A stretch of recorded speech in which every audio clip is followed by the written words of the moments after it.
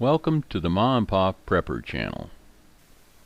Ma&Pa preppers say, don't let being old stop you from being prepared. A few years ago, we needed a trailer, so we bought this one. It's the same trailer that we used to haul all the lumber for the new grow boxes. I knew at some point I would have to replace the old plywood deck and the taillights. As you can see in the photo, the deck is in bad shape and the right taillight has seen better days. In the next two photos you can see what it looks like after the old plywood deck was removed. I wanted to run all the wiring for the taillights through a piece of pipe to protect them from possible road damage, so I had to drill holes through the horizontal frame beams. I ran a piece of 1/2-inch PVC water pipe through the holes from the front to the rear of the trailer. I used two 1/2-inch PVC pipe caps with holes drilled in them on both ends of the water pipe. I ran the wire through the front cap and through the pipe and through the rear cap.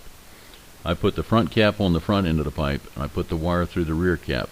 I left enough wire at the front end to reach the connector on my van, but kept it short enough so that it would not drag on the ground. I put a dab of silicone sealant around the wires and in the holes in the PVC caps to help keep water out of the pipe. The taillights that I use have connections for the wiring on the outside. I found that most problems with trailer lights comes from the connections getting wet and corroding, increasing the electrical resistance, causing the lights to be dim, intermittent, or not work at all. So I decided to make all my connections on the insides of the lights to help keep the connections out of the elements.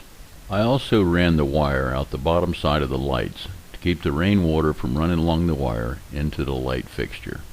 Here I am testing the tail lights to confirm that they work.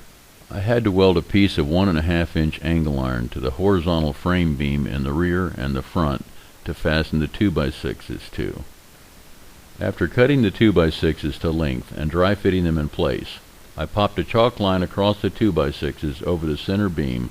Then I used a short piece of 2x6 to make a marking jig to mark the locations for the bolt holes. I stood the marking jig vertical on the chalk line and lined the edges of the marking jig with the edges of the 2x6s and marked the locations of the bolt holes.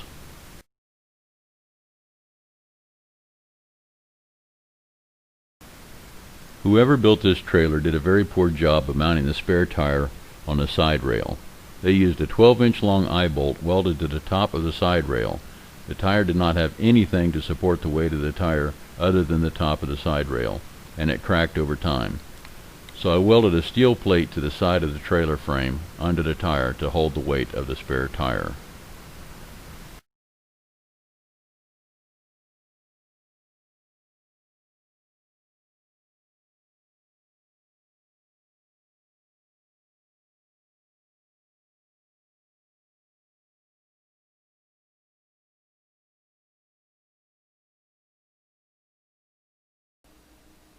Please check back for more exciting videos from Ma&Pa Prepper. Please subscribe, like, comment, and click the little bell thingy. And thanks from Ma&Pa Prepper.